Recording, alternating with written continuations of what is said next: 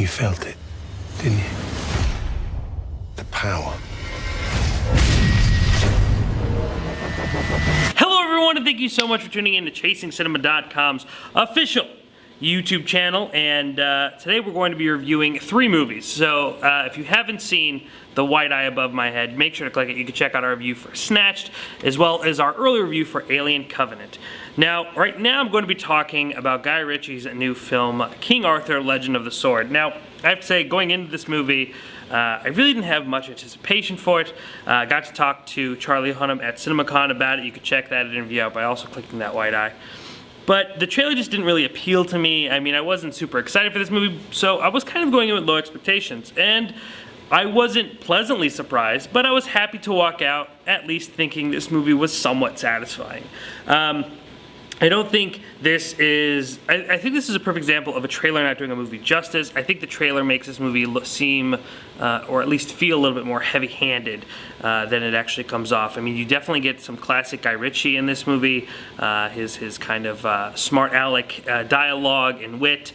You get a lot of incredibly over-the-top CGI. It's just not a typical King Arthur story, nor if you are going to see King Arthur for its connection to actual literature. This is not a typical King Arthur story. It's kind of all over the place.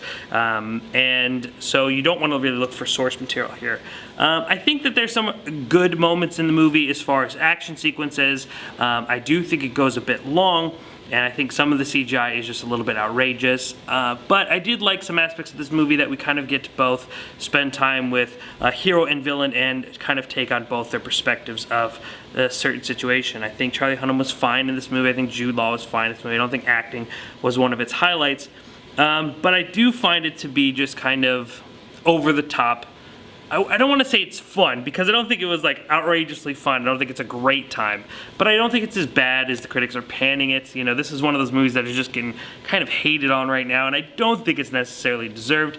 I think there are some good things in it. I think you cut out 20 minutes and you kind of go with some more exposition, because a lot of this is just rushing through exposition so we could kind of get to the glitz and glamour of these, with these witches and giant elephants and these big battles and all these things, but we're kind of really not invested in all of these characters right away. So overall, I think this movie was fine. I don't think it's a movie that I hate. I do think it's somewhat forgettable. I mean, with only a couple days passing since I've seen it, I cannot remember much of it, but at the end of the day, I don't think it was the worst thing you could see this week. So if you want to find out what it is, you can click that wide eye. Also, always go to ChasingCinema.com for all the stuff that we do every single week. Again, check out that review for Alien Covenant a week early. Ladies and gentlemen, without Mr. James Shue, I'm Jacob Tiranno, signing out for ChasingCinema.com, Film Lovers website.